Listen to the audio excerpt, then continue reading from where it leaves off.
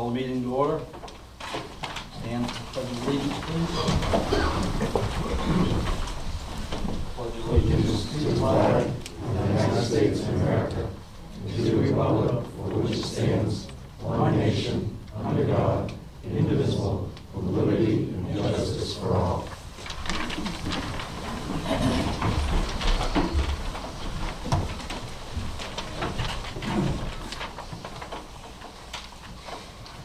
Kathy is the only counselor missing.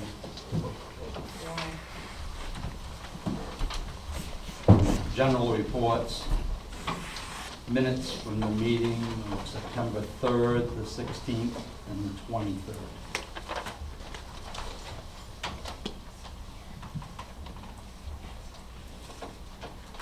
I make a motion to accept the minutes.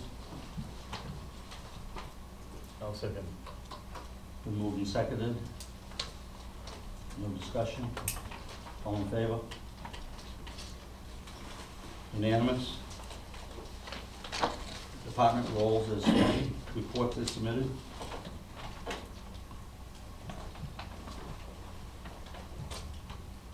None? Move to accept. Okay. Second? I second. All in favor? Unanimous. Public hearing, liquor license for Little Brick Pub. So we have run the application to renew the liquor license for Little Brick Pub. The committee signed off on it. This is the public hearing portion. If anybody has any concerns or accolades of their business, they can raise them now, or the council will be entertaining at the end of the meeting to reapprove their liquor license.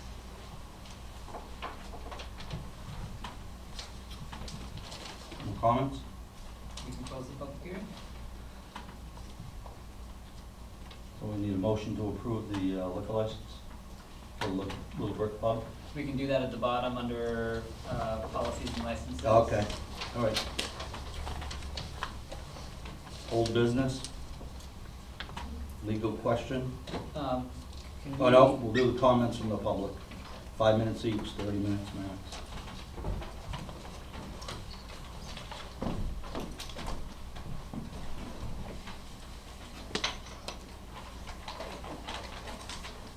Basically, I'm making a comment about I think you're supposed to state your name. Catherine Percy, 57 Buckland Street, okay, well, thank you, I always forget that. About the fence, it's really, technically, really not really part of the code, enforcement officer's job, because it is on the town, maybe I shouldn't, it's on the town roadway. It's not like on the private property on 53 North Main Street. And the fence is an obstruction to the public way. Under Title 17-A 505, it's obstructing people from having access to every foot of the 49.5-foot public way. And I brought the information in, I'll give you a packet of the survey to the town at the request of a council member. I had to prove that the fence was on the public way. And I did that. It cost me $400. I gladly did it because I was tired of fighting with the town about my horse pasture fence and about the fact that the pavement is too far east and has never been adjusted over the years. And so I went ahead and had a survey done. And the fence that is there, it would be like me going out in the middle of the pavement that's there and putting a fence right in the middle of the 20-foot pavement. That's how far off that property that fence is. Not on his own private property. So that's why I went to the council with this, because it was more the town recognizing that Buckham Street is a strip of land separate from the properties. We also have in the state of Maine lost or unrecorded boundaries to some of our roads. And McCann Falls probably has some of those streets. I don't know. I'm not familiar with other streets. I've lived on Buckham Street for 50 years, so I'm familiar with my street. Our street is recorded, there's monumentation, and there's a survey now down at my end of the street. I did what I was supposed to do, prove that that fence is upon the public way. It is obstruction. A person is guilty of obstructing a public way if he unreasonably obstructs a free passage of foot or vehicle traffic on any public way and refuses to cease and remove the obstruction upon a lawful order to do so, given him by a law enforcement officer. As used in this section, public way means a way including a sidewalk owned, maintained by the state, county, or municipality, over which the general public has a right to pass by foot or by vehicle. A way upon the public, which the public has access as invitees or licenses or any other way under the control of park commissioners or any other body having like powers. Obstructing public way is a Class E crime. And the town is right now preventing the public from accessing the entirety of the public way. And it's clear under the survey that I had passed into, I've given several of them to the town, that the fence is not legal. And it's, to me, it's less for the code enforcement officer, except for the fact that the code enforcement officer could have saved me $400 by putting the tape measure on my certified marker at the north corner of my property. There's a certified pin, legal certified survey. All he had to do is go across with a tape measure. And I don't mean he, she, or whoever it would have been for our code enforcement. But this has been an ongoing argument because nobody has recognized, all the way back to John Hawley as town manager. I had an hour-and-a-half meeting with him about them damaging my pasture fence with a snowplow. The town paid me money to replace my electric ribbon.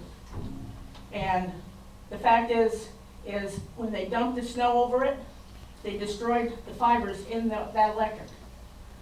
And but anyway, I just want the town to start recognizing and maybe do some research into our roads that are in this town. When you're talking about setbacks from the center of a way, you're talking about the setback from the center of the 49.5 feet, not the pavement.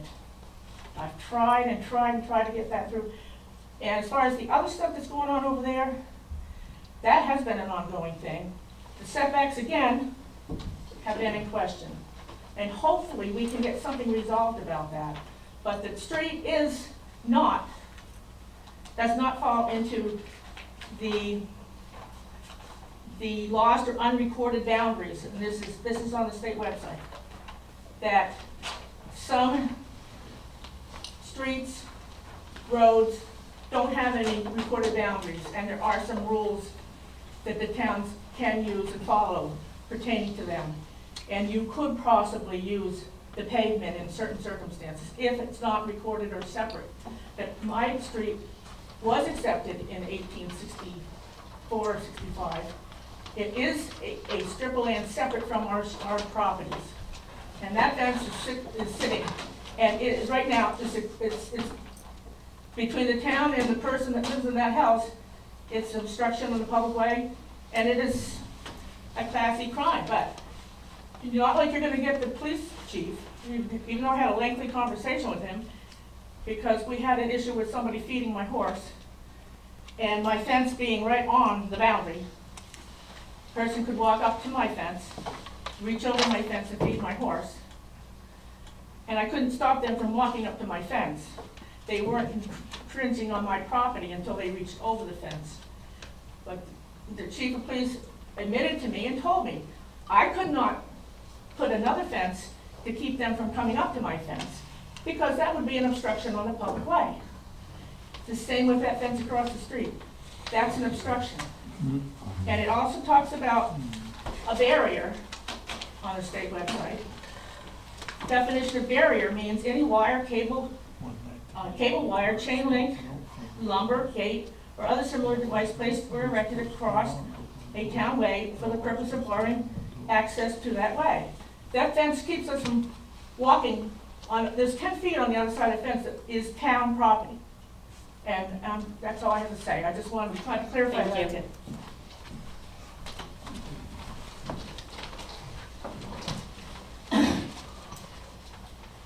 Anyone else?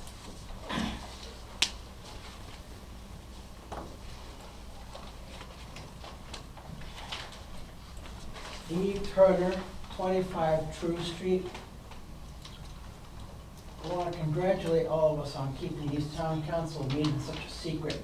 Let's not post the agendas where everybody can see them out in the lobby. Let's not put up a notice on the electronic sign outside.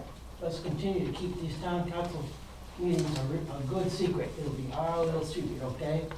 We want to continue making sure that the voices of the few and the insiders drown out the voices of the people that are the many in the center.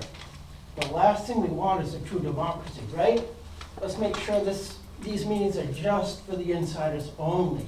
And let's make sure that our Pledge of Allegiance continues to be an empty ritual.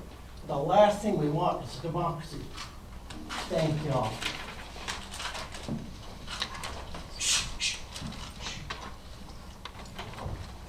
Our agenda and minutes are on, or what we're gonna have on the agenda are on the town website.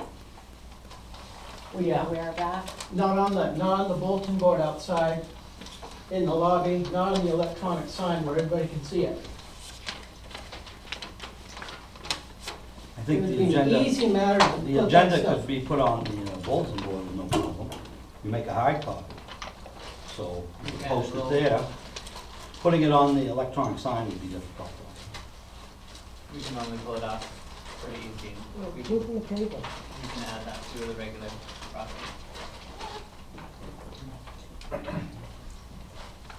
Anyone else? I just want to say something about your electric sign.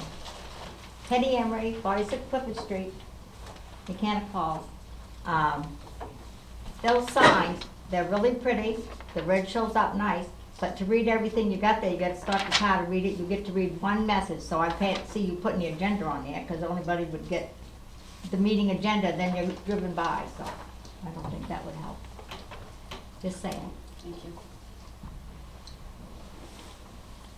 Can I just say something?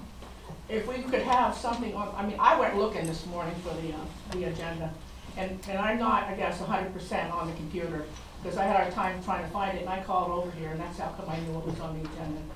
And so, it's not that easy. If it could be on our Facebook page right there, where you could hit right on it without starting to go to this council and then have this thing drop down and all these things.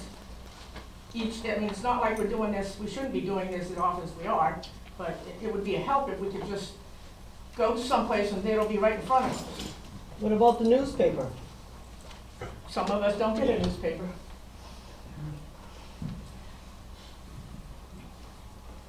Do you have any thoughts? We can add the electric sign on the monthly meetings. Normally we do it on the special meetings, so we can add the Facebook without any real hiccup. The cost prohibitiveness of a newspaper advertisement would cost quite a bit, but we can use the digital media more effectively to get it out there. And they're always available at the window once we post them. And they are on the website with the agenda packet, updated the Wednesday before our meeting. Are they available on the outside of the glass? Normally, yeah. We can. That would probably help. Anyone else? Okay, we'll move on.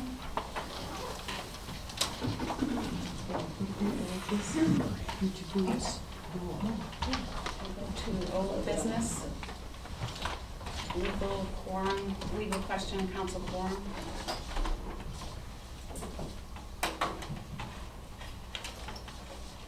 So this was a carryover from the last meeting. I did forward you the information, that we had as a response about this.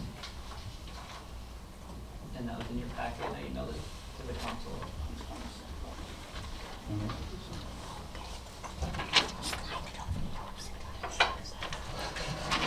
So legal memo from MMA, as I read it, the legal person writing this says, however, I do not believe that an incompatibility exists between the offices of town council and sanitary district director because the town council does not set the director's compensation.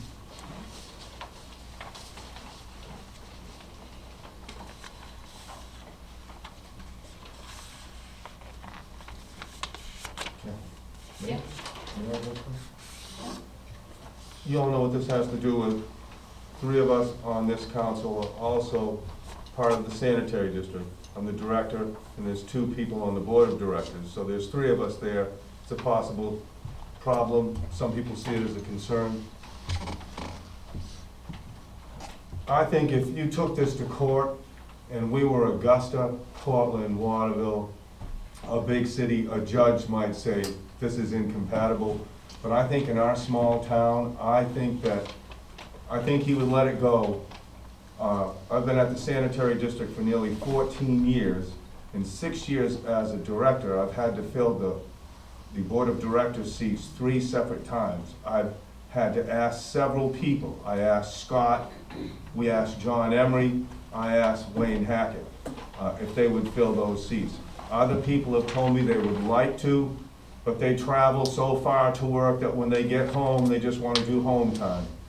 Or they don't want to get involved, or they don't want to go to the sanitary district. I understand that, that's fine.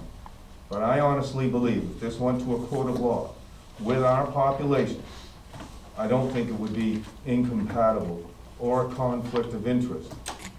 I went so far as to ask the MMA council several years ago. The town works wanted to buy a new jetter, a sewer cleaning machine that had hot water to it, so they could clean the culverts in February and January. And the sanitary district was gonna pay half, and the town was gonna pay half. The council at that time was made up of no one that was a board of trustee at the sanitary district, and it was approved. And I asked the lawyer, how about if that happened now? And he said, no, it would not be a conflict of interest unless one of us was owner of that sewer cleaning machine. So I really don't see it's a problem, but I can understand how some people would. I would like to make a suggestion and a motion that we shelve this until the spring. And if you still are uncomfortable with it, I will give up my seat on this council, because it'll be a whole lot easier filling my seat than it will one of theirs on the sanitary district. That's my motion. What do you people think? No. No? Milton Walker, 9 Riverside Drive. Milton?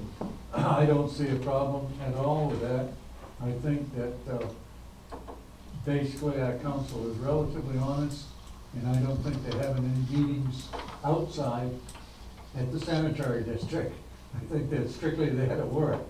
And I don't know anybody that wants the sanitary district job, that's for sure. Thank you, I think. Does anyone else? Question. Yeah, Do you guys meet here, or do you we meet? meet at the sanitary district. We're completely different. We raise our own money.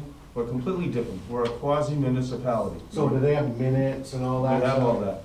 Okay, and I didn't even know anything about this, but do they do something like we do here as far as recording possibly, maybe to make that so that this isn't becoming an issue? Absolutely, and that's my fault. I don't have a Facebook page. I don't communicate very well to all of you. I send you a newsletter once a year. You see me cleaning the sewer lines. That's about it. But I mean, do they do Yes. that? We have And minutes, you can check our budget, everything is, Is it videoed as well, so No, people we can don't. actually see? no, we don't even allow cameras down there. No, we don't video it. We do keep minutes. And I submit the minutes to our members, and I'm inspected twice a year by Maine Municipal, our accountants, and the federal and state government. So was this brought up because of the way that it's written in the charter? No, it was brought up because somebody thought with the three of us, Wayne, John, and myself are at the district once a month.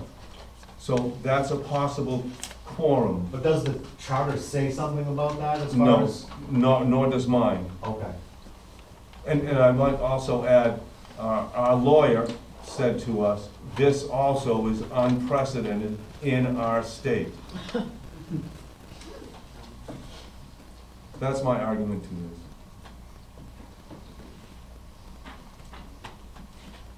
That's my motion. We wait till the spring, and if the people are still uncomfortable with it, then we'll decide then. Are you good with that? Okay, we have a motion, we have a second.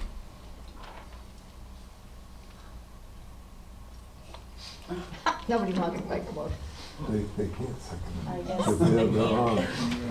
So, do you want to second it? Can you want to? No, I don't want them. I'm happy with the way it is. As far as I can see that, I think I might have been the one that started it, because I was just wondering if there was some sort of issue with 3 people being there. I didn't suspect that they were doing town business there. I just wondered if the reception was gonna be a problem, and I don't see anybody here has a problem with it, so I don't have a problem. We'll just leave it as it is, I'm and gonna take my motion back. And there's no second in that, so it's all up to them. Sandra Ballard, 24 Clifford Street. I hope we leave it the same, because Nick has become very friendly with me, because when they clean the sewer, the water comes up in my toilet, all over my bathroom. So he always knocks at my door and tells me when they're gonna do it. So I don't know if anybody else would do that, so let's leave it like it is. No one would. I don't think so. So let's leave it like it is. Thank you. Does he Thank come you in, very much, all. does he come in and clean up after? I learned to put the toilet seat down now when I see the truck out there. It's interesting to know that all that stuff comes down Line Street. Oh, it's just water. I just get nice clean water. Absolutely. That's good. That's good to hear. I thought I was sitting on it, so the other side. 7.2, planning board member appointment, motion to appoint Julia Nance. Do you want to explain exactly what happened on Yes, I was asked to look into it a week or so ago by a resident, and Mr. Nance's initial appointment was made by an email vote in June 21st. And well, we've noticed, and we've went back and wanted to clean up a little bit of things that could be called into question, so they're not called into question. So we're asking that Mr. Nance be appointed to the planning board in an open meeting. I'll make a motion to appoint Lou Nance to the planning board. I second that? Any discussion? All those in favor? Does that make that retroactive before you, because if you're appointing him now, does that extend his term? Does it extend his term? Good question, I don't know. Just a question, so I if you're wouldn't making think the so. appointment, No. so you'd basically be making it retroactive. We can't make any retroactive votes, especially on appointment, so it would be starting now for the term, for his term on the planning board. So it would extend whatever his term was. Okay. Does it also make any voting or any business he did prior to? No? It does not negate any of the votes. They'd have to be potentially looked at if he was a tie-breaking vote, or whether or not the votes would have sustained the way they were without his presence during that year.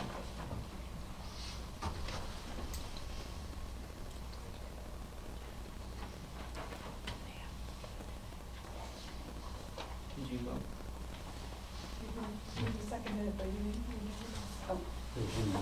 Unanimous?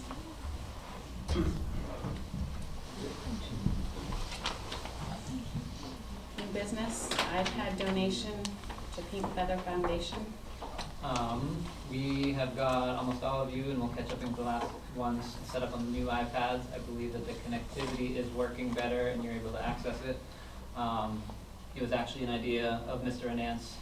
Pink Feather was looking for iPads to help with their inventory and posting of the clothes that they're working on. They're a nonprofit organization that collects used garments, repackages and repurposes for high schoolers and middle schoolers. And we were going to ask if the council would be willing to donate 4 of the old iPads that we're not using anymore to Pink Feather for their organization to use.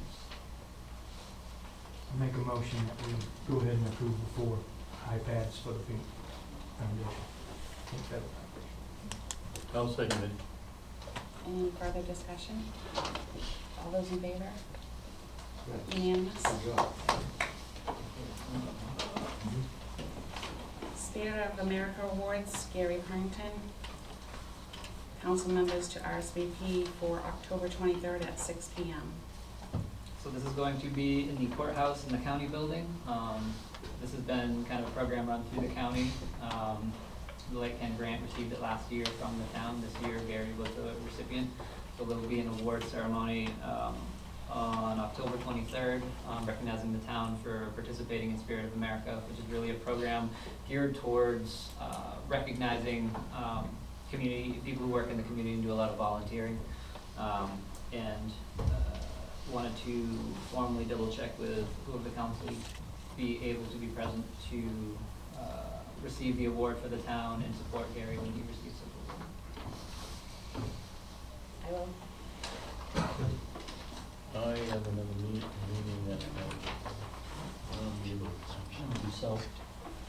I'll go. I have a date bigger than one of my life. Okay, that's a good thing. I'll go. All right, so 2 of us, I'll set you guys up, thank you. and you'll send us the info. Vehicle registration fee increase, state proposed $2 increase for new and re-registrations. Sure.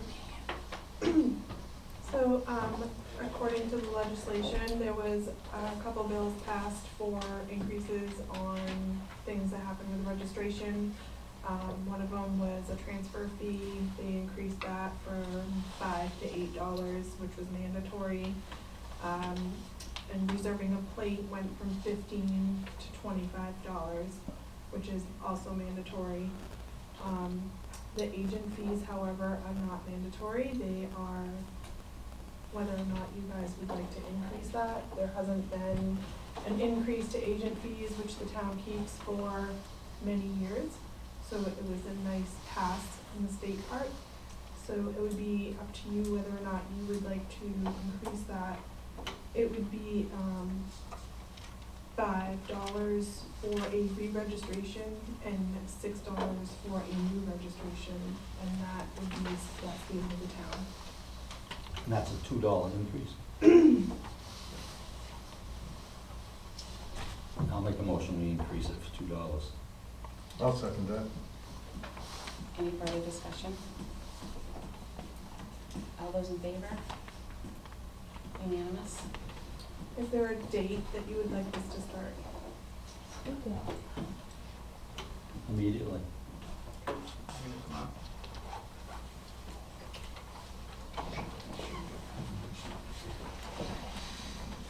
2019-20 general assistance maximums, motion to approve. So these are the general assistance maximums we do every year. Included in your packet is the state recommendation. We are part of the Lewiston Auburn MSA. So we would fall in the, under Appendix A is the new numbers. Persons in household, for a household of 1, the increase would be $56. Household of 2 would be $47, household of 3, $75. That puts them up to a maximum GA benefit of $725 for a household of 1, $783 for a household of 2, $1,007 for a household of 3. And we would need to update that new number, and it would be starting tomorrow. For our year-to-date budget for GA, we are still under, we do have our new general assistance contract provider working with people. We still work with our third parties, we're keeping it under our budgeted amount. So even with the new numbers, I don't think we'll have a problem.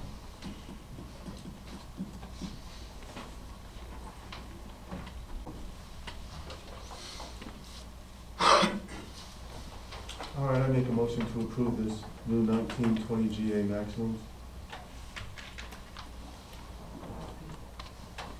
I'll second. Any further discussion? All those in favor? Did you vote? Unanimous?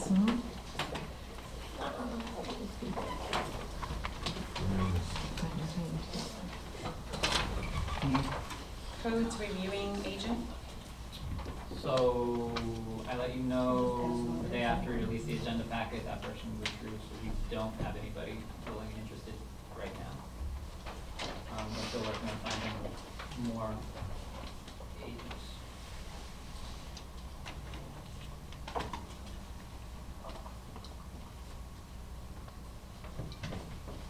Any discussion? Zach, are there other avenues you can pursue other than just, I think you just gone to APCOG, right? We're trying to find someone on our own, yes. Is there anybody else in the state? I think we can in another scenario that we are looking at in general. We've spoken about almost a year ago on getting an outside review of the ordinances as the second person withdrew because our ordinances aren't necessarily clear.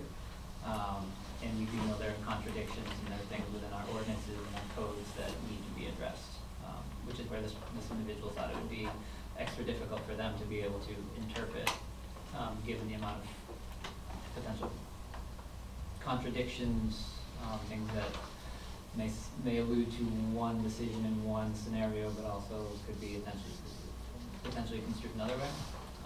So we've been working with Code 2 to start pricing out an independent review of our ordinances, to start pointing those out for us so that planning board can start working on addressing some of them.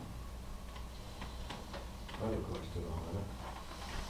So we had somebody lined up and they looked at our land use ordinances and backed out because they're so screwed up. That's basically what they said. It wasn't the words that they used, they just said that But they basically, but that's basically what it comes down to, is that we have so many contradicting ordinances in the town that they backed out. They didn't believe that they could fairly judge, given that it's not standard and some of our ordinances are not, some of our ordinances do contradict each other in our comprehensive plan as well. Penny Emery again, 46 Clifford Street. Can the planning board and the town council get together and make these things coincide so there aren't so many contradictions? And they can, and that's the scenario. There's a third-party agency that I spoke to last year that does do it. There's a price tag to it, and a lot of it is there's a lot of it's a much more it's a very kind of complicated language, and it's more of the legal and the implication side of it. When it takes engineers and people who kind of understand the unintended ramifications of some languages or how an ordinance passed when. There would be a lot that would be involved in once we get into that scenario, going through the time frame when certain ordinances were passed, and when one was passed that implies a change to something that was previously passed, and partial changes and partial updates. So, yes, they are the ones to make the final decision on these changes. I have a question on this. Isn't the question on this code thing, it's on the process that was used rather than the application of the ordinances? For what they were looking for? Yeah. Yes, but within the process and within the determinations, it would also be based on either our land use ordinances or MUVEC code or other scenarios that they would have to be following to make those determinations. So more or less, they were looking at, let's say, a ordinance and said, okay, let's look at this, and the two ordinances contradicted each other, basically. One saying you I can can do only it. speak to what he said. Right, but that's the basics of what he's saying, is that you can't get a definite because of the way our ordinances are written. It wasn't what he said. Did he also say that it was pretty political, and he really didn't want to get involved in it? That was a different gentleman that we asked. That was something else. I read that somewhere. Sorry, Penny. Oh, Sam. Sandra. Sandra Ballard. Oh, was you? No, she just called. Just to the wrong name. Oh, blame me. Sandra Ballard, 24 Clifford Street. Isn't it worth it sometimes to pay some money to get everything straightened out so we don't have to hear the same thing all the time? That would be something you would need to get a price on, and then the town would probably have to vote, because I would guess it's gonna be pretty substantial. I priced it out last fall and it was in the 10 to 12. So it would be something that, But sometimes you have to do what you have to do. that is correct. Yes? Rita Berry, 31 Buckingham Street. It may not apply to all of the ordinances, but I remember reading something in the state's laws that the town's ordinances cannot be less restrictive than the state's. So maybe, I'm sure you know that, so wouldn't that help if they looked at the state's laws? And for the most part, building code wise, we've been in MUBEC minus the environmental side of it since 2012, I believe. So yes, a lot of the building code is pretty straightforward.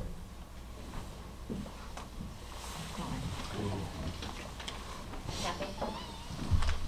Well, I just have another comment. Kathy Craig, 57 Buckley Street. If we have a code enforcement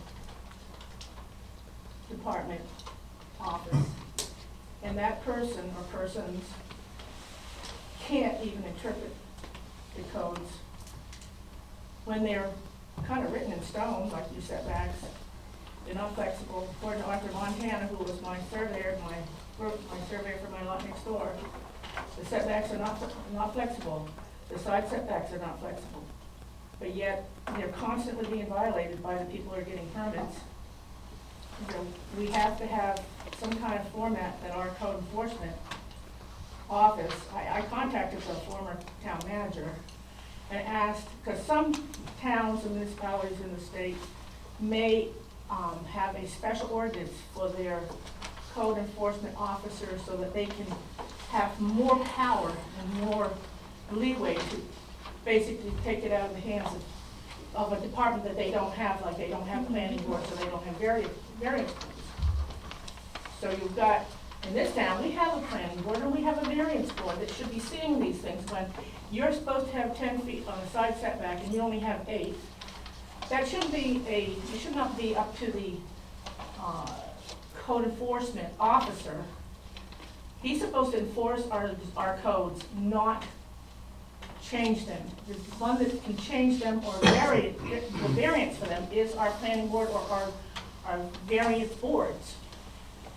And I got a letter back from the former town manager who told me that it's all in the zoning, that what I was looking for, and that if I wanted a copy of the zoning ordinances, it was $138 or something like that, but it's available on the website. That's not what I wanted. I asked if there was a specific granted power, extra power given to our code enforcement office, when we shouldn't need it because we have planning boards and we have variance boards. And what's been happening is, over a year ago, last June, when the police were involved in my situation at the town office, actually, the code enforcement at that time and the town manager, they didn't even understand what we have. I actually had the former town manager go up one side of me and down the other on the phone telling me I didn't know what I was talking about for Buckland Street. That there was nothing in this building pertaining to my street being a separate strip of land belonging to the town. And I told her, oh yes there was, because I had a driveway dispute back in the mid-1970s. And I am very well, I read deeds until they were, my eyes crossed. So I knew very well. My husband, at the time, he was in his office and he had copies of the original acceptance from my street. But if we have to get our code enforcement office or officer to understand that he doesn't change our codes. He enforces what we have, and if there's a question, he has to turn it over to the planning board, and he has to turn it over to the variance board. The variance to the code is what we need to have happening here. Somebody on this council didn't even know we had a variance board, and, which was surprising to me, because when I wanted to build my barn back 35, 40 years ago, I had to get in front of the variance board to prove that I didn't sit in a residential area. Well, that's another whole thing. When you changed our ordinances, our zoning, nobody thought about, they didn't bring the animal rules forward. You can raise pigs up in the center of town. Nothing is, I brought up to John Hawley. He said, well, if you want to pay for all the work to have us redo the zoning ordinances, just to prevent people from being able to breed pigs in the center of town or to have goats in the center of town or whatever, we need not to forget things that are important, because you can't count on people. Anybody could live next door to somebody who could decide, oh, I want to get a couple of pigs, and it could be 50 feet from your bedroom window. And nobody thinks about this stuff, but if you drop stuff that's important, you're going to have problems. But that's all I have to say. Thank you. Stephen, Yes. I'd like to bring something up. Yep. Ms. Pressy brought up a good point about the pigs. I'm getting complaints from people on sound. Some people have roosters that are crowing at 4 o'clock in the morning. We don't have anything anywhere about sound. We have a nuisance ordinance, do we know? Do we have anything? Is it? Uh-oh. Yeah. There's something in there. Is there something for There's sound? something in there about like I know dogs that's- barking Yeah. at pre, Is it continuous? 5 or They're 6 gonna say, o'clock, is it or- continuous all day? it's, Roosters will crow every now there's and then all something, day. there's something in there. I know there's You'd have to something, look at it. if we have construction going on in town, they can't start before 6 AM or something, you have to, There's some kind of a noise ordinance. there is a noise. It's- Does it go to farm animals though? I thought Well, farm animals were treated special. Yeah, I That's, think- this is what I know. I This think is what I've she's heard. right. We used Farm to animals have comes to something, farm we don't animals. have it anymore. When they redid zoning, they forgot anything about farm animals. Because there is somebody that has pigs on Elm Street, not too far from the school, and they get loose every so often. Yeah, yeah. And it's fun to watch them, I can tell you. You think, who owns this? I can tell you a funny story about my husband chasing the pig we had all the way across town, catching it on upper Pleasant Street. Yeah. Yes, it's green. Anyway, You- we have to you do look something into about that. Zach, Into the ordinance And about get sound. back to her on if there's anything in the ordinance about animals. Thank you.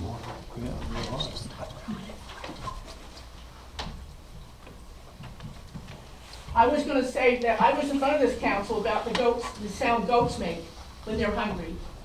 And it was in the paper, and everybody made me look like I was an idiot. Well, hey, what the I heck? find that hard to believe. Yep, what can you say? After all, I frightened you to death when you found out I was online.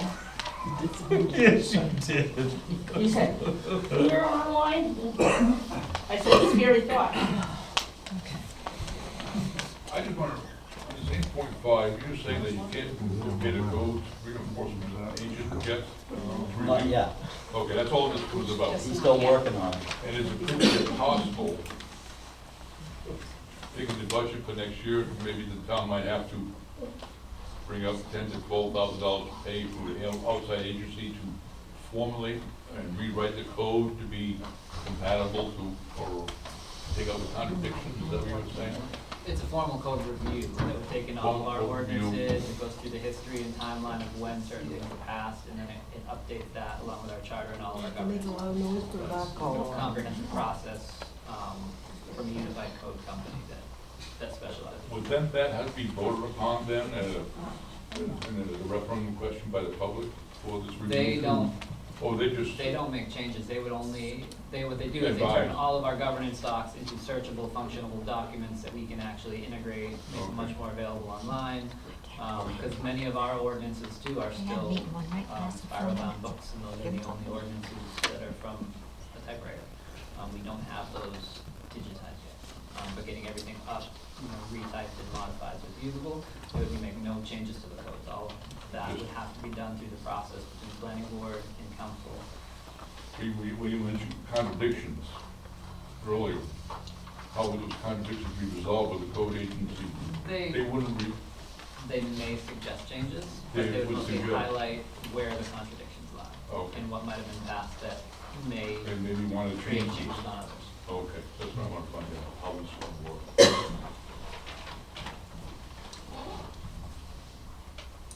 Nine point one liquor license, Little Brick Pub, motion to approve. We had our public hearing and no one spoke against them. And they were approved through the PD, so. I'll make a motion to approve the liquor license. I'll second. Any further discussion? All those in favor? Unanimous?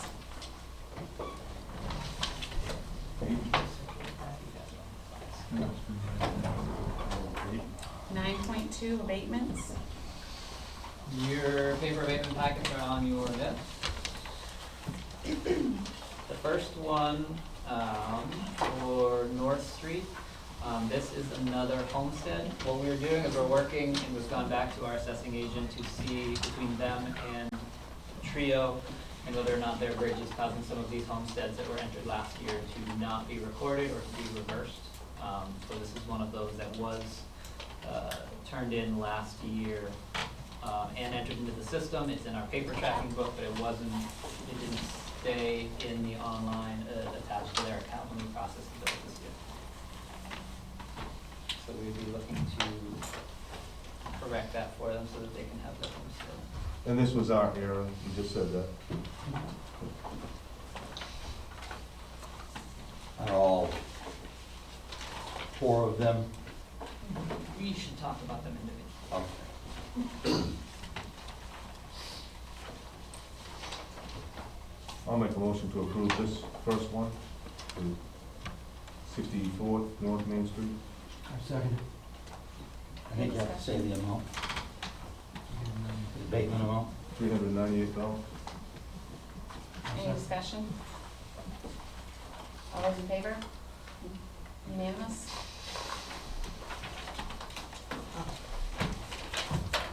Hello, hey, I got a question.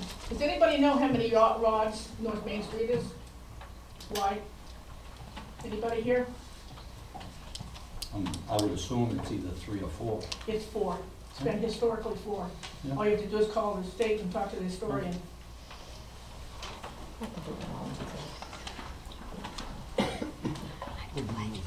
gonna start running. I always wondered.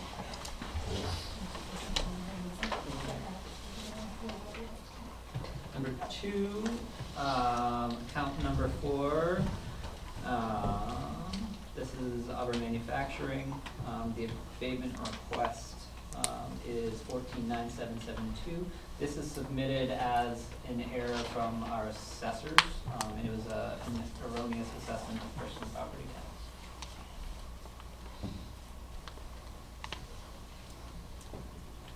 So it's all legit.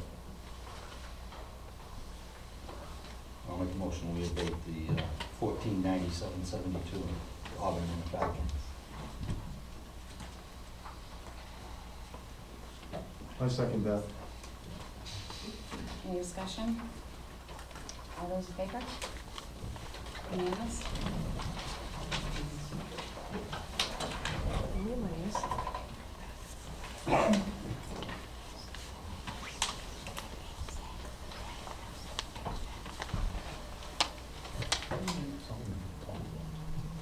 The next one is 152 Elm, and that was a reduction. Again, it's coming from O'Donnell's themselves.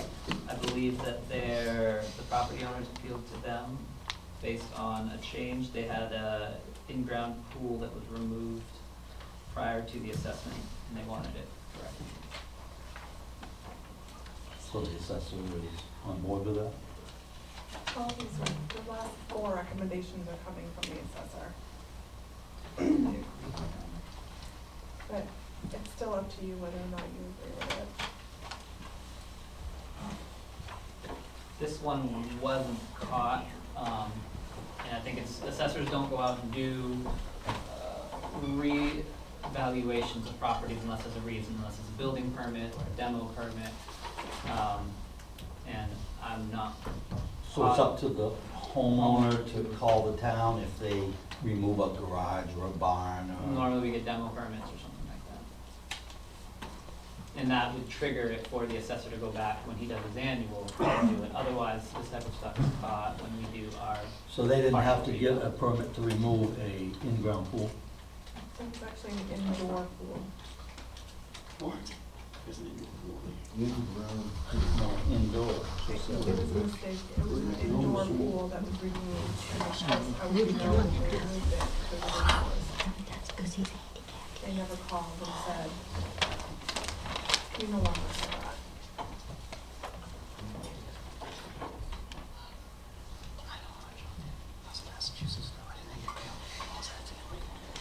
But their next tax bill will reflect the lower price. Correct. And this is because, yeah, these changes weren't made before our filing date this year, when they came out in the April 1st deadline. Is that our fault? No, right? We had no records, and our assessors had no indication that anything changed that they would have to go look at.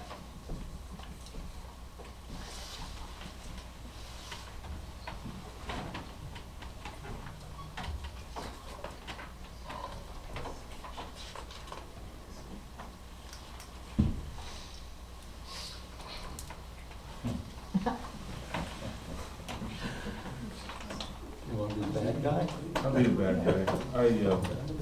I make a motion that we don't approve this one. I'll second Any further discussion? All those in favor? Unanimous? Thank you. 43 Riverside.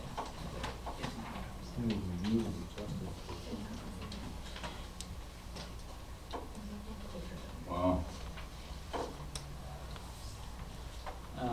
So this one did not get a demo permit, which is another reason why, in a way, the assessor didn't know to go back and reassess the property. I know. So if they had come and got a permit, The assessor would have gone through. would have gone and would have reduced it. You have to get a demo permit to take down a building on your property? See, that, how many of us know that? I mean, what do you have to look for? Same way with some people don't know a 3 and a 4 rod road. Did Yeah, they- I know. Did they know? I think what happened is he bought it as a foreclosed property from the town last year.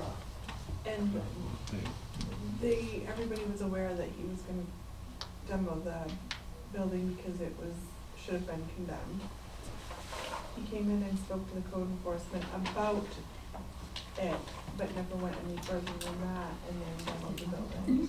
So, He was trying to save on the permit. I don't know if he didn't know that he didn't need a permit, or I'm not sure on that end. I just know that that was the intention, and whether he never completed actually coming in and getting the demo permit, but it's gone. The assessor went out there and said there is no building. It's gone. He tore it down in September of 2018.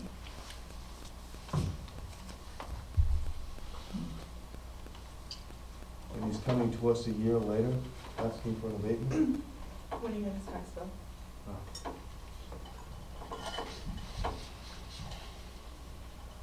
Can I just ask a quick question again, Penny Emery? If he talked to the code enforcer, he knew that the guy needed a permit. Did he say to that guy, you gotta have a permit before you tear down the building, or he just said, go ahead? I don't know, I'm just asking. Well done, Penny. I make a motion to give this guy a break. He could have been informed. Do you all agree with that? He talked to the code enforcement officer and he didn't make it clear to him. I think you should give him a break. Thank you. Nobody's saying don't know it that. wasn't made clear No, we don't know by that, the do we? code officer. We Nobody's don't know saying that, that. do we? No, we do not. Except he was Didn't in what? paper. He may But have you told think him that it at meant some money, he day, would've known. before you tear down the building, he may have said, you need to come by $100 permit or $50 permit to tear it down. You might have told them that. Quite frankly, I think that's excessive, that we should be charging permits to tell you we want to tear a damn building down on our property, but yet you can put a fence on a damn public road. Oh, here we go. I made a motion. Any further discussion? All those in favor? Yes.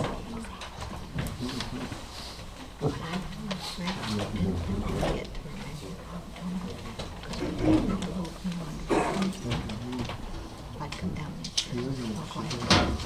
Last one? This is the Elm Street property, so, again, this is coming from the assessor. So this one is challenging the value based on the condition of the property. I believe it's in a trust now, or the property is being managed by someone else who is has challenged the assessor's evaluation based on the condition of the building.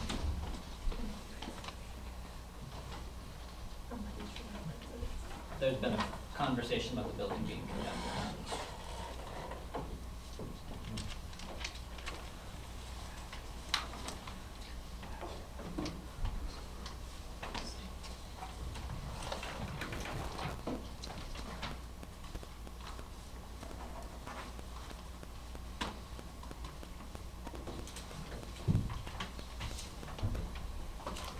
So obviously the building's in pretty bad shape. It appears the building's in really pretty bad. Now that he's shape. It is. O'Donnell's is going to do it.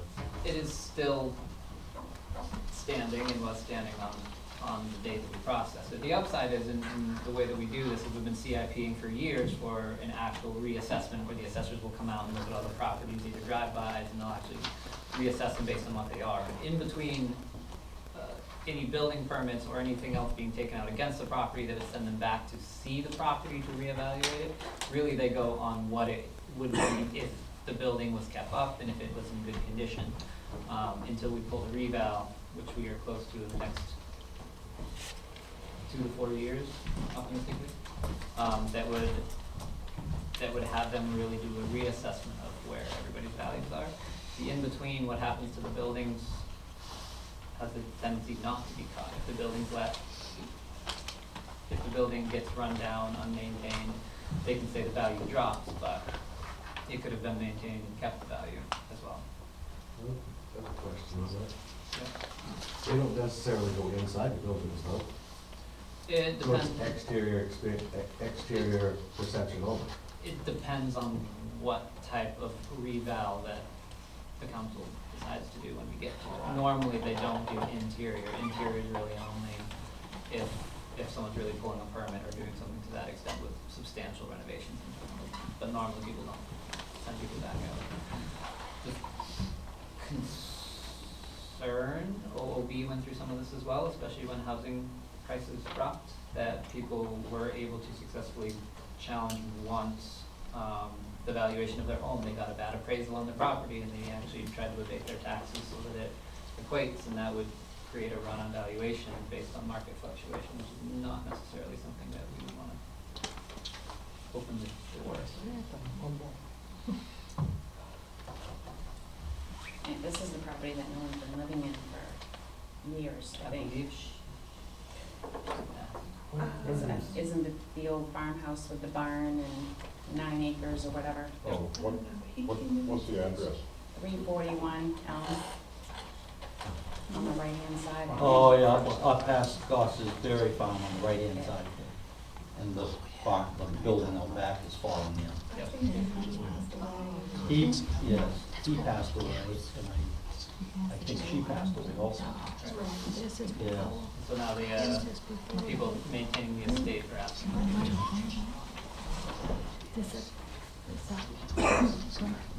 So next year, the valuation is gonna be dropped down to that. 5215. It depends on whether or not, there was talk about, code condemning it. So once it's condemned, until they tear it down, they would be taxed on the building And then once the building would be torn down, it would be just the land. Right, but our lawn has set a value lower. Right, so that would be next year's tax goal. This would be next year's tax, If they didn't tear it down. if they don't tear it down. Correct.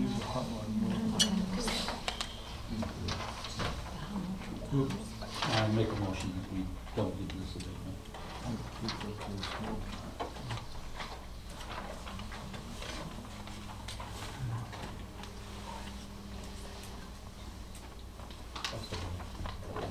Keith seconds it. Any further discussion? All those in favor? Unanimous?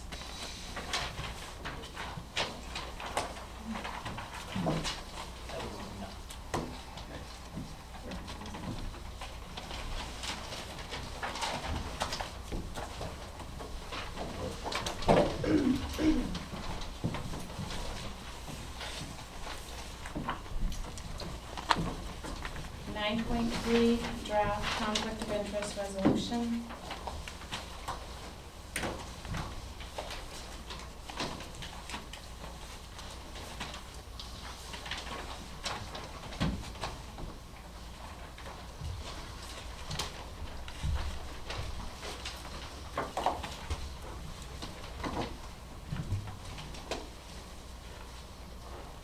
So on all four of those drafts, 1, 2, 3, 4, all four of those drafts, the legal opinion from Jack Conway, the town attorney,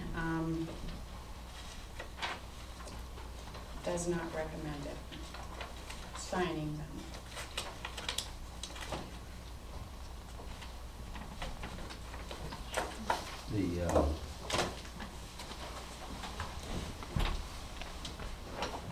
A quote from his opinion, 3-page opinion letter. The resolutions simply repeat either requirements of the charter or of state law. Passing resolutions that simply reiterate these requirements is unnecessary. So I would make a motion for 9.3, 9.4, 9.5, and 9.6 to postpone indefinitely. May I say something? I think you all know these are, we've already sworn to these, and you've made some cosmetic changes and you've made some major changes, is that right? I've made some cosmetic changes, yes. There's no enforcement, and yes, the town's opinion, town council's council's opinion is that he does not believe they're necessary because most of them are all either part of the charter or part of state law. The MMA opinion that you have as well does also state that these resolutions are, in some point, they're goodwill gestures, they're reaffirmations that you understand what your roles are and what rules you'll abide by, and that's what they were intended to be.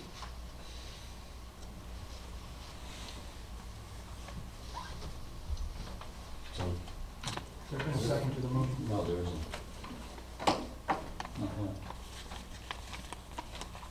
So before you guys vote, people are supposed to be able to speak on agenda items before you actually vote. We, I'd just like to say one thing. let's get a second first. Well, no, because that means you're gonna be voting. No, then it's open for discussion. Okay. That's why she always says, is there any discussion? And we've made a second. If we do table this tonight, it will come back. Is that right? I made a motion to table it indefinitely. Indefinitely. Right.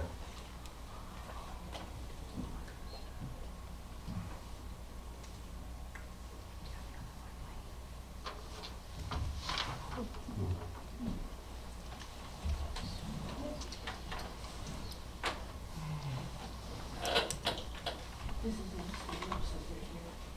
You can see this guidelines for the town council.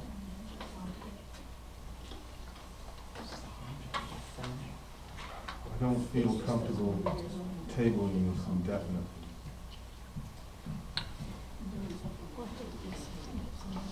MMA also says that this is not necessary. They did not say that's not necessary, they said that resolutions are commonly done as reaffirmations.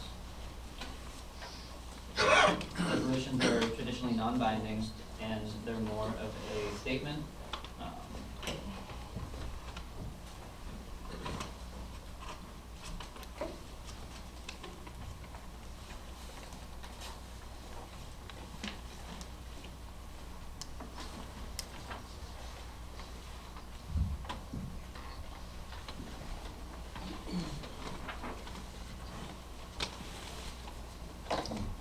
Did anybody on the council ask for these resolutions? No. Only that we've sworn to them already.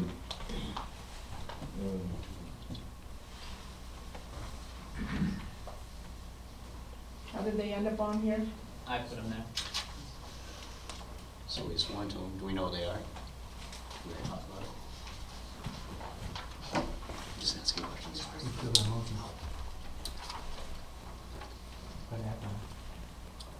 I think indefinitely is a long time though.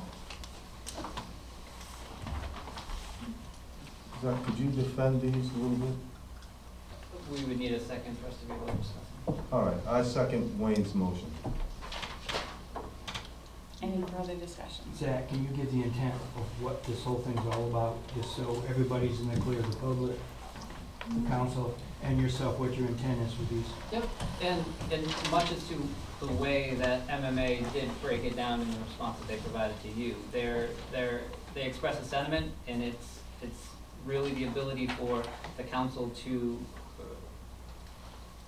readdress some of the concerns that we've been getting, and I think the council's been getting on some of the provisions and some of the issues with the way that we've been acting and working as a body in the past, and that we can readdress and reaffirm, I think as much as a learning experience for all of us involved, that this is derived from state law or from the charter or from our bylaws, so that we all follow these, that we are reaffirming that we do understand that these are the rules that we follow. We're not changing the charter. You cannot change the charter with a resolution or This an this ordinance. is not binding. Nope. Given what we've gone through in the last 3.5 months, I kind of disagree with old Jack. Wow, I think we need to work a little bit here. wow. I do. Did you see all the stuff that he wrote in there? I did. I read it all. I read it 2 or 3 times, Wayne. I have. I know there's a few cosmetic changes. But somewhere along the line here, guys, we gotta start working together. We cannot keep having the division that we've got. Yes, Whether and it's- I would recommend, there's a workshop next Monday night, Monday evening, that as many of us could go to that. It's in Bridgeton. It specifically talks about roles and responsibilities for both parties, clarity of roles and responsibilities, This is Tuesday Open- night. It's Tuesday. Tuesday night, I'm Yeah, sorry. Mr. Bennett, Open Mr. Emery and I communication. are You're going? registered and we're all gonna be there. Okay, so I'm willing to go. Yes, I mean, Managing expectations, techniques and protocols, effective hiring process. That is, I think, a start. We need to meet at some point, but I think this is a place to start so that we're kind of getting there, and then we can communicate and just sit down, have a workshop, and talk about how we're gonna communicate with one another. Because you need to communicate with us, we need to communicate with you. Do you want me to register you for that class? Absolutely. Okay, So- who else? So 2 of you are registered, and Kathy and Nick wanna be registered? Yeah. Yes? Victoria Clary, Elm Street. This seems to me a lot like renewing your marriage vows. And if your wife asked you on your 25th anniversary to renew your vows and you tell her, no, I swore to you on our wedding day that I'll be faithful, sickness and health and all that, I don't need to promise it again. Your wife probably has a problem, and she maybe needs to relook at the marriage if you will not re-promise something as simple as that. So that's all I have to say. thank you. Jim Manavoco, 14 High Street. I kind of say the same thing that she just did. If MMA is saying that you guys have already sworn to all of this, then why is it such a big issue? Especially after the vote that just took place. You guys need to affirm to these people that you're gonna live up to what you're supposed to be doing. And these resolutions are just an affirmation or confirmation that you're gonna continue to do what you're supposed to do. That's all I got to say about it. Thank you. Wait a minute. He's got his hand up. Yeah. Is it up to the water? You go, Frank, 113 Lewiston Street. I'll just make a suggestion, why don't you just table it till next month, to give you all a chance to go to that training? Then you can have, make a more educated decision on it. I think you definitely all should go for that training. And if none of you, if there's one of you that doesn't want to go for it, I think you ought to resign from the board. It's that simple. I mean, you have to learn to work together.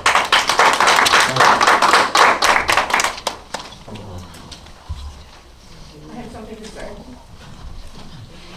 Since, just a few minutes ago, Mr. Hackett took offense to what I am saying. What I'm saying is, I took what I'm offense to saying, you that- calling the code enforcement by his name and I saying never that. said his You said name. the code officer, I, and you used it. the code And- officer and- is a and you- blank. And you blank- said that. I didn't say his that- name.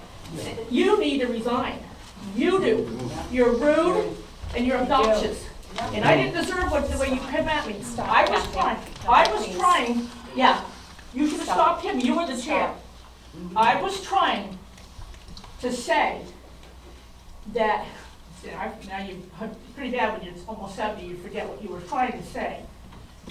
This is pretty ridiculous when I was trying to say that if a person goes into the code enforcement office to see whoever is sitting in that office, whether they're gonna tear something down or not, it would behoove him to make sure that people are, actually give them something in writing saying, this is what we require. So that there's nobody coming forward later saying, I want an abatement because it's his word against theirs, whatever was told to them in that office. If that code enforcement officer, whoever he is, makes it clear to the person coming in there, and also understands that if a person comes in there with a complaint, they don't leave there with the police following them home. And they don't, and that person's complaint goes past him and goes to the planning board or the variance board. And you want to you want to represent us, all of you. Then you want to represent all of us and treat us with some respect. And understand that what I've lived with for 17 years, that's been going on across the street, has affected me. It doesn't affect you, does it? It affects me. Someone on that council said to me the first day I pointed out that fence that was going up, said, why would somebody want to do that? Put that kind of fence up. And I pointed out to that person that the fence is not even on the guy's property. And yet nothing has been done it's about 2 years or so now. And then I tried to point out that it's the duty of, if we're supposed to pay a permit to tear something down, or if we're supposed to pay a permit for this, a permit for that, when you go into that code enforcement office, no matter if it's a male, a female, you should expect that when you leave there, you know what the rule is and what you're supposed to do to make sure that you don't get caught in owing taxes on something that you tore down tomorrow. That's all I'm trying to say. Thank you.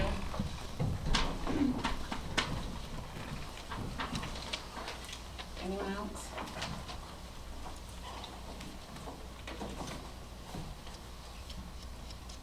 I make a motion to adjourn. You seconded something. Oh. So you need to do whatever. I would like to rescind my motion from indefinitely to next month. Table it till next month. I second that. All those in favor? Unanimous?